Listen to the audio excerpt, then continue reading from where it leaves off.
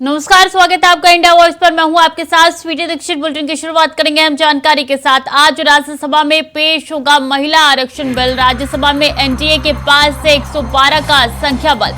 सभी दलों के सहयोग से पारित होने की उम्मीद है। पारित कराने को जरूरी करीब 158 सांसदों का समर्थन है। कल लोकसभा में पास हुआ था नारी शक्ति वंदन विधेयक और सरकार की चर्चा के बाद बिल पारित कराने की तैयारी है। तो अहम जानकारी आज राज्यसभा के पटल पे रखा जाना है। राज्यसभा पर ये महिला आरक्षण बिल की पेशी होगी और ऐसे में पेश किया जाएगा। उसके बाद विचार विमर्श होगा, बहस भी हो सकती है इस पूरे बिल को लेकर।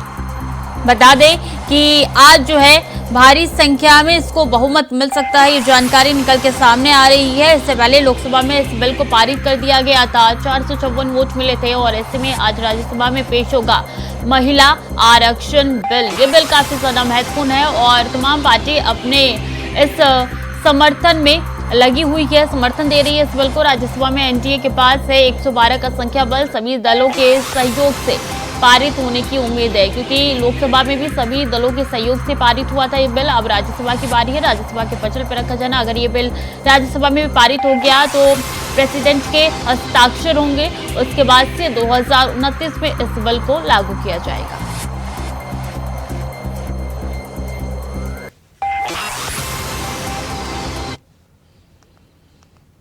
और सीएम योगी आदित्यनाथ ने किया है ट्वीट। नारी शक्ति वंदन अधिनियम की बधाई दी है। पीएम मोदी के नेतृत्व में बिल हुआ है पास। भारतीय लोकतंत्र को और मजबूत करेगा ये बिल। नए संसद में नवयुग का सूत्रपात होने जा रहा है। तो सीएम योगी आदित्यनाथ ने बधाई दी है ट्वीट करके इस बिल को लेकर। लोकसभा में ये बिल पारित हो चुका है और इसके लिए सीएम योगी आदित्यनाथ ने बधाई दी है। सीएम योगी आदित्यनाथ ने ट्वीट किया है, नारी शक्ति वंदन अधिनियम की बधाई दी है। उन्होंने ट्वीट करके लिखा है कि पीएम मोदी के नेतृत्व में ये लोकसभा में पास हो गया। आज राज्यसभा में इस बिल को रखेंगे, पेश किया जाएगा और उसके बाद से भारतीय लोकतंत्र को और मजबूत करेगा ये बिल। तो सीएम योगी आदित्यनाथ का ये ट्वीट है जो आपकी टीवी स्क्रीन पर नजर आ रहा है। उन्होंने लिखा, आदरणीय प्रधानमंत्री जी नरेंद्र मोदी जी के यशस्वी नेतृत्व में आज लोकसभा में नारी शक्ति वंदन अधिनियम के पारित होने की सभी को बधाई। भारतीय लोकतंत्र को और अधिक मजबूती प्रदान करते इस बिल से नए भारत में वुमेन लीड करेगी और उन्होंने बधाई दी है। नवयुग का सूत्रपात उन्होंने इस बिल को बताया है।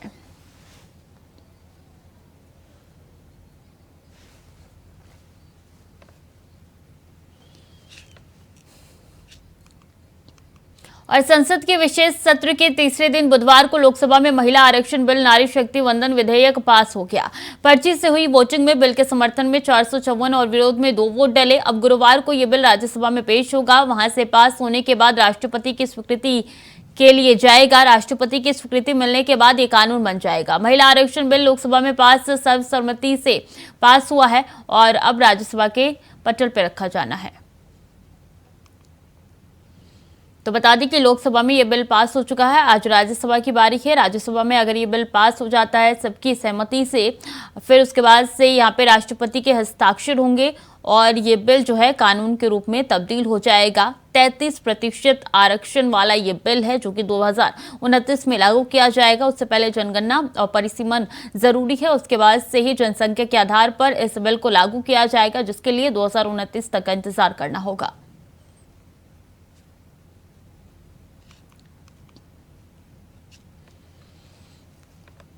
वहीं अमित शाह ने कहा है कि आरक्षण सामान्य एससी और एसटी में समान रूप से लागू होगा। चुनाव के बाद तुरंत ही जनगणना और डिलिमिटेशन होगा। फिर महिलाएं की भागीदारी जल्द ही सदन में बढ़ेगी। विरोध करने से रिजर्वेशन जल्द नहीं आएगा। जो संविधान संशोधन है, इस संविधान संशोधन जैसे ही दोनों सदन सबके सहयोग से पारित करते हैं, उसके साथ ही देश की लोकसभा और देश के सभी राज्यों की विधानसभाओं में 1/3 स्थान मातृशक्ति के लिए आरक्षित हो जाए। इसलिए ये बिल के अंदर अनुच्छेद 239 ए जो दिल्ली की विधानसभा से संबंधित है, उसमें बदलाव लेकर मेरे साथी मंत्री मेघवाल जी आए हैं। नया अनुच्छेद 330A जो लोकसभा में 1/3 मातृशक्ति का आरक्षण करेगा। नया अनुच्छेद 332A जो राज्यों की विधानसभा में 1/3 मातृशक्ति का आरक्षण करेगा। और इसके साथ साथ एससी और एसटी वर्ग के लिए जितनी भी सीटें रिजर्व है, उसमें भी 1/3 सीटें मातृशक्ति के लिए आरक्षित हो जाएगी। माननीय अध्यक्ष जी, कुछ पार्टी के लिए महिला सशक्तिकरण एक पॉलिटिकल एजेंडा हो सकता है। कुछ पार्टियों के लिए महिला सशक्तिकरण, माननीय अध्यक्ष जी, एक राजनीतिक मुद्दा हो सकता है।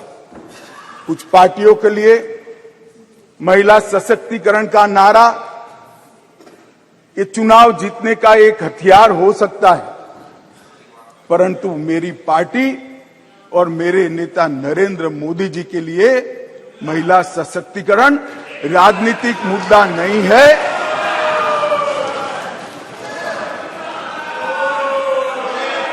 फिर से सुनिए, मेरी पार्टी और मेरे नेता नरेंद्र मोदी जी के लिए महिला सशक्तिकरण राजनीतिक मुद्दा नहीं, मान्यता का सवाल है। मान्यता का सवाल कि अभी जो विद्यमान संविधान है उसमें 3 कैटेगरी के सांसद यहां चुनकर आते हैं। एक सामान्य कैटेगरी से आते हैं, जिसमें हमारे ओबीसी भाई भी होते हैं, बहनें भी होती हैं। दूसरा एससी कैटेगरी से आते हैं और तीसरा एसटी कैटेगरी। अभी ये 3 ही कैटेगरी उपलब्ध है मान्यवर। ये तीनों कैटेगरी में हमने 33% रिजर्वेशन माताओं का कर दिया है। और जहां तक सवाल है कि ऐसा क्यों किया, जो आगे मैंने कहा कि डिलिमिटेशन कमीशन क्यों बनाया, प्रोविजन क्यों रखा है और 2026 क्यों, मैं अब इस पर आता हूं मान्यवर। अभी जो संविधान संशोधन आया है, इसमें आर्टिकल 330A और आर्टिकल 332A इसके माध्यम से वुमेन रिजर्वेशन का प्रोविजन हमने किया है।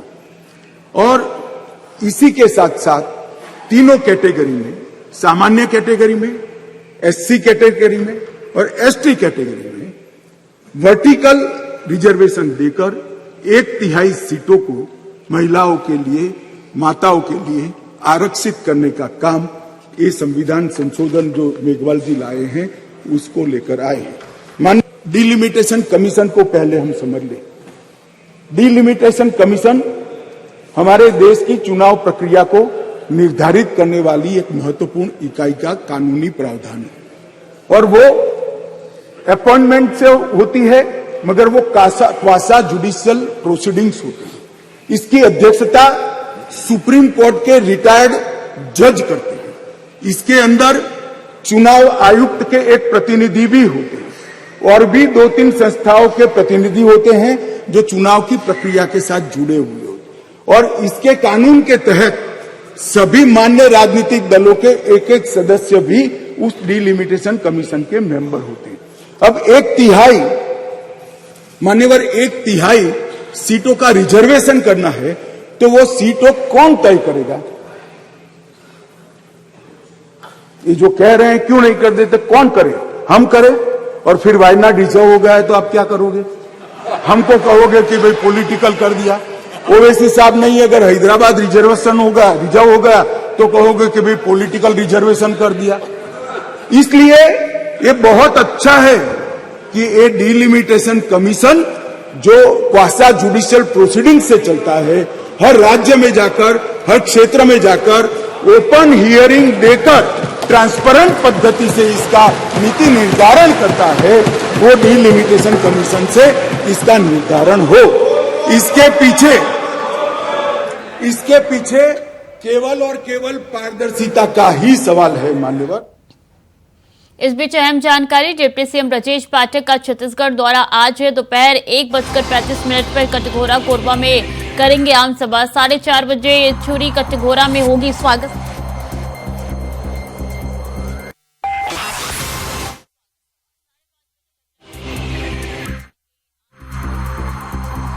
तो ब्रजेश पाठक का ये दौरा काफी महत्वपूर्ण है। छत्तीसगढ़ के दौरे पर आज डिप्टी सीएम ब्रजेश पाठक रहने वाले। 4:30 बजे कटघोरा में छुरी कटघोरा में स्वागत सभा होगी और 4:45 बजे दर्री कोरबा में स्वागत सभा का आयोजन किया गया है। फिर 5:30 बजे घंटाघर कोरबा में होगी आम सभा। तो ये तमाम शेड्यूल है, उनके कार्यक्रम है जो आप तक पहुंचा रहे हैं। डिप्टी सीएम ब्रजेश पाठक का छत्तीसगढ़ दौरा आज, जो कि काफी महत्वपूर्ण माना जा रहा है। पता नहीं कहीं ऐसे कार्यक्रम में जिनमें शिरकत करेंगे और कहा यह जा रहा है कि चुनावी उपकार भरने के लिए डिप्टी सीएम जा रहे हैं, जनसभा को संबोधित करेंगे, साधने की कोशिश वहां के वोटर्स को करने वाले हैं।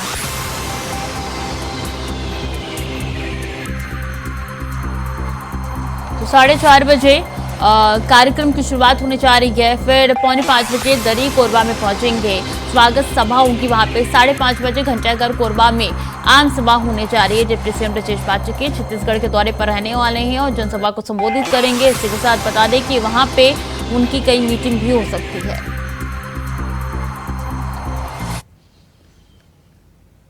और कुरुक्षेत्र के कीर्ति नगर निवासियों ने मोहन नगर चौक थानेसर पर जाम लगा दिया। वहीं कीर्ति नगर निवासियों ने पत्रकारों से बातचीत करते हुए कहा कि एक महिला के द्वारा उन पर झूठे रेप के केस में आए दिन केस दर्ज करवाए जाते हैं। उसके बाद एक तथाकथित पत्रकार उनके पास फोन करके समझौता करवाने की एवज में पैसे की डिमांड करता है। उन्होंने कहा है कि ये आए दिन का मामला हो चुका है, जिसके रोष स्वरूप आज वो जाम लगाने को मजबूर हो गए हैं। उन्होंने कहा है कि उस महिला और तथाकथित पत्रकार के खिलाफ कड़ी से कड़ी कार्रवाई होनी चाहिए।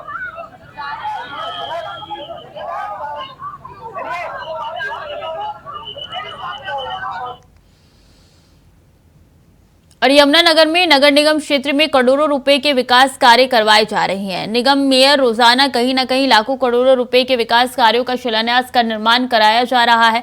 इसी कड़ी में बुधवार को मेयर मदन चौहान व पूर्व मंत्री कर्णदेव काम्बोज ने 47.15 लाख बनने वाली वोट नगर 21 की शिवपुरी एक कॉलोनी के गली नंबर 4, 5 और 10 का शिलान्यास किया और जेसीबी पर नारियल फोड़कर तीनों गलियों का निर्माण शुरू कराया।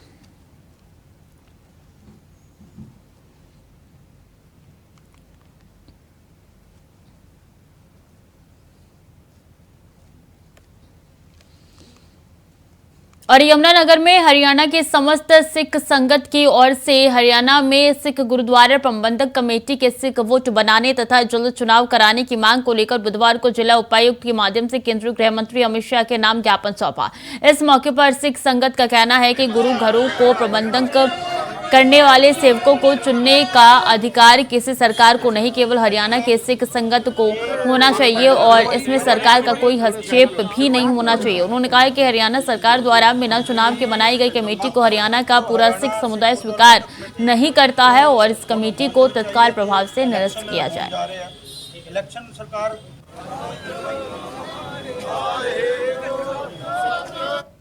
और मध्य प्रदेश के उमरिया जिले के बांधवगढ़ टाइगर रिजर्व के पतौर रेंज के ग्राम बमेरा निवासी कम्मा यादव को बीती रात बाघ ने घर में घुसकर हमला कर दिया, जिसकी सूचना फॉरेस्ट को लगी। बता दें कि पतौर रेंज अधिकारी मौके पर पहुंचे, जैसी सूचना उनको मिली और घायल को इलाज के लिए जिला अस्पताल में ले जाया गया। डॉक्टरों ने औपचारिक इलाज के बाद उच्च इलाज हेतु जबलपुर रेफर कर दिया। रेफर के बाद तत्काल ही रेंजर अपने कर्मचारियों के साथ घायल को इलाज के लिए जबलपुर रवाना हुए।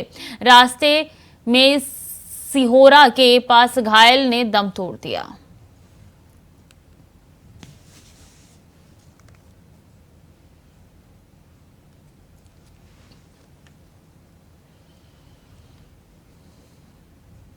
और भारतीय सर्वेक्षण विभाग के सीनियर सर्वेयर महेश कुमार की हत्या करके आरोपी ने शव को सरकारी फ्लैट के आंगन में दफनाने के आरोपी सहकर्मी ने पक्का फर्श बनवा दिया।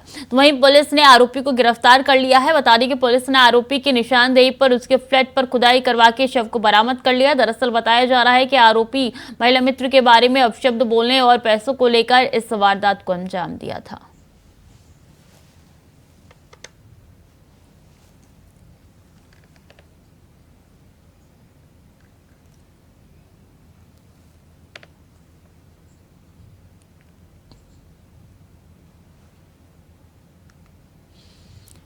खबर यमुनानगर से है, जहां मानसिक रूप से परेशान बुजुर्ग ने बीते मंगलवार दोपहर बाद पैसेंजर ट्रेन से कटकर आत्महत्या कर ली, जिसके बाद सूचना मिलने पर पुलिस मौके पर पहुंची और शव को कब्जे में लेकर पोस्टमार्टम के लिए भेज दिया। मृतक की पहचान जगमाल सिंह गांव नगला जागीर के रूप में हुई है। वही रेलवे पुलिस के अधिकारी बलजीत सिंह ने बताया कि बीते मंगलवार दोपहर 2:30 बजे के करीब सूचना मिली थी कि एक बुजुर्ग व्यक्ति दराजपुर मुस्तफाबाद रेलवे स्टेशन के बीच ट्रेन से कट गया है, जिसके बाद पुलिस मौके पर पहुंची।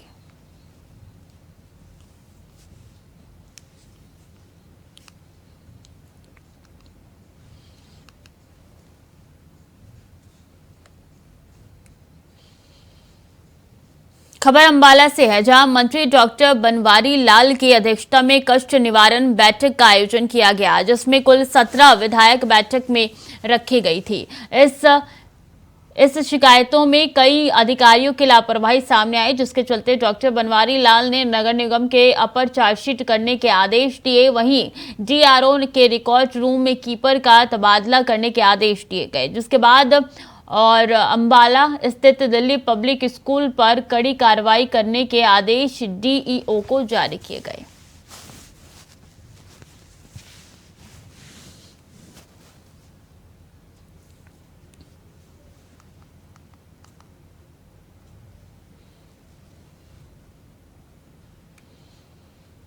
भारतीय आशा पार्टी की बुधवार एक विशेष बैठक मोहत्ता भवन में संपन्न हुई, जिसकी अध्यक्षता पार्टी सुप्रीमो विशेष बामल ने की। इस बैठक में प्रदेश में होने वाले विधानसभा चुनाव में पार्टी की ओर से 5 से 10 सीटों पर प्रत्याशी उतारे जाने पर विमर्श किया गया।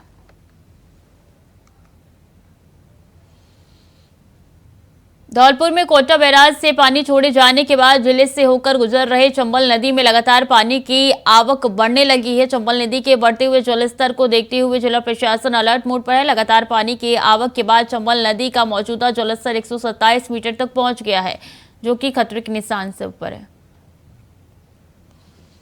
और भारतीय जनता पार्टी शहर जिला कार्यालय में बुधवार को भाजपा शहर जिला अध्यक्ष विजय आचार्य, देहात जिलाध्यक्ष जालम सिंह भाटी की अध्यक्षता में प्रेस वार्ता रखी गई। बीकानेर नगर निगम महापौर ने प्रेस को संबोधित करते हुए कहा कि भारतीय जनता पार्टी की परिवर्तन यात्रा को मिल रहे अपार जन समर्थन से प्रदेश में कांग्रेस सरकार के अंत तक संकेत दे रहा है कि परिवर्तन यात्रा प्रदेश की जन भावना का प्रकटीकरण है। गुमराह करने वाली और अनगल प्रलाप की कांग्रेसी राजनीति को आने वाले चुनाव में जनता हराने जा रही है।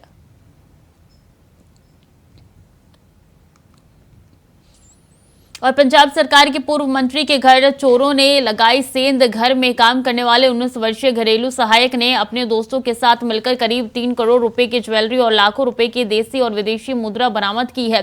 17 सितंबर और 18 सितंबर की रात में पंजाब के मंत्री के घर अपने 2 दोस्त के साथ सज्जन सिंह और किशन के साथ मिलकर इस वारदात को अंजाम दिया। मंत्री और उसके परिवारजनों को खाने के अंदर नशीला पदार्थ देकर गहरी नींद सुलाने के बाद तीनों लोगों ने घर के अंदर मौजूद करोड़ के गहने और लाखों रुपए के देशी विदेशी मुद्रा चोरी कर ली। इसके बाद अपना अपना हिस्सा लेकर तीनों लोग दिल्ली के रास्ते नेपाल जाने के फिराक में थे, मगर किस्मत को तो कुछ और ही मंजूर था। पूर्व जिले के थाना पटपगंज इंडस्ट्रियल एरिया के पुलिस कर्मियों ने जब उनको जांच के लिए आनंद विहार बस अड्डे पर रोका तो तुम्हें अपने बैग में मौजूदा सामान का सोर्स नहीं बता पाए और पुलिस ने शक्ति भारती को उन्होंने इस मामले का खुलासा कर दिया।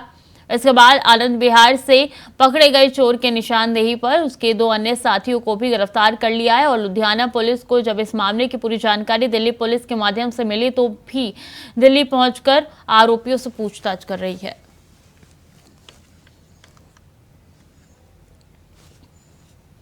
और नॉर्थ वेस्ट दिल्ली में केशवपुरम मेट्रो स्टेशन के पास डीटीसी बस ने 2 स्कूटी को टक्कर मार दी। टक्कर लगने के बाद 2 लोगों की मौत हो गई, एक घायल हो गई। करीब 100 मीटर तक स्कूटी और घायलों को घसीटते हुए ले गया। डीटीसी बस चालक घायलों का इलाज के लिए नजदीकी दीपचंद बंधु अस्पताल में कराया गया भर्ती। दोनों घायलों को दीपचंद बंधु हॉस्पिटल ले जाया गया, जहां 2 की मौत हो गई है, एक घायल है। केशवपुरम थाना पुलिस पूरे मामले की जांच में जुट गई है।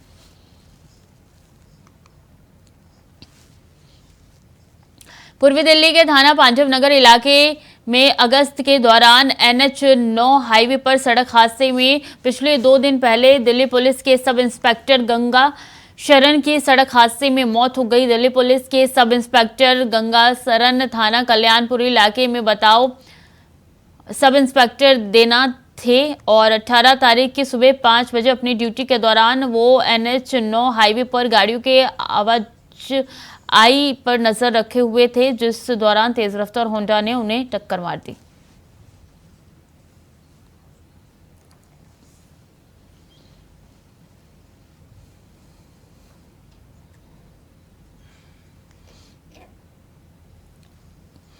दिल्ली के बवाना इंडस्ट्रियल एरिया में लाइटर बनाने की फैक्ट्री में अचानक ब्लास्ट हो गया। जानकारी के अनुसार ब्लास्ट के दौरान 6 लोग घायल हो गए, जिनमें 2 लोगों की दर्दनाक मौत हो गई। ब्लास्ट किस वजह से हुआ, इसकी जांच की जा रही। फिलहाल फायर ब्रिगेड की 6 गाड़ियां मौके पर मौजूद है।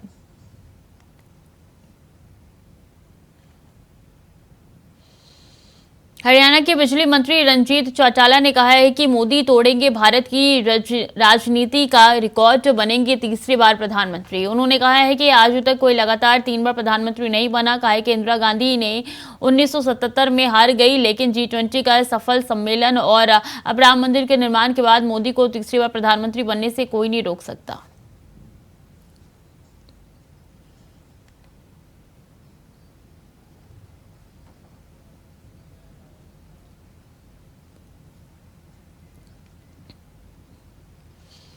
और पिहोवा के वार्ड नंबर 12 में लगभग 1 सप्ताह से पीने के पानी की समस्या आ रही है, जिसके कारण वार्ड वासियों ने पिहोवा मेन चौक पर प्रदर्शन किया, जिसके बाद वार्ड वासियों ने कहा है कि पीने के पानी की समस्या को लेकर पिछले 1 सप्ताह से प्रशासन के चक्कर काट रहे हैं और प्रशासन उनको हर बार आश्वासन दे रहा है, लेकिन उसके बावजूद भी अब तक उनके घरों में पीने के पानी की समस्या आ रही है। जिसके साथ ही उन्होंने प्रशासन और सरकार से मांग किया है कि उनके पीने के पानी की समस्या को दूर किया जाए।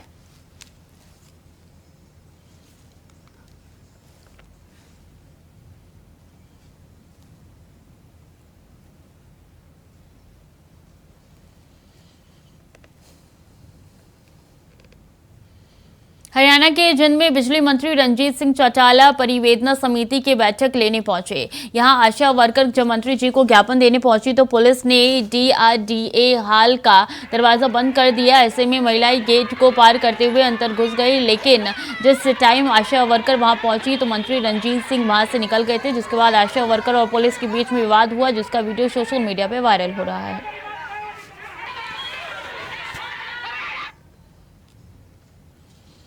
बीकानेर के सदर थाना इलाके में एक दर्दनाक मामला सामने आया है, जहां सेना के ट्रक ने बाइक सवारों को अपनी चपेट में ले लिया। हादसे में बाइक सवार दोनों युवक गंभीर रूप से घायल हो गए, जिन्हें उपचार के लिए अस्पताल में भर्ती करवाया गया।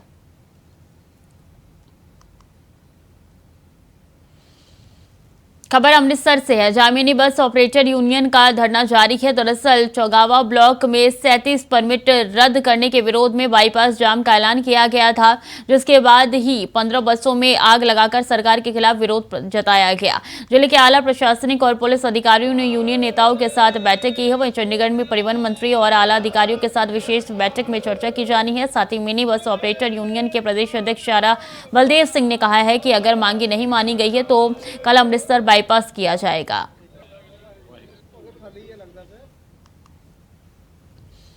तो फिलहाल के लिए बुलेटिन में इतना ही। खबरें लगातार जारी है, देखते रहिए इंडिया वॉइस।